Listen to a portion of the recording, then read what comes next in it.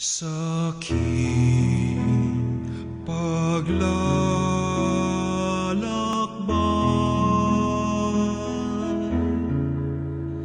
sa bundok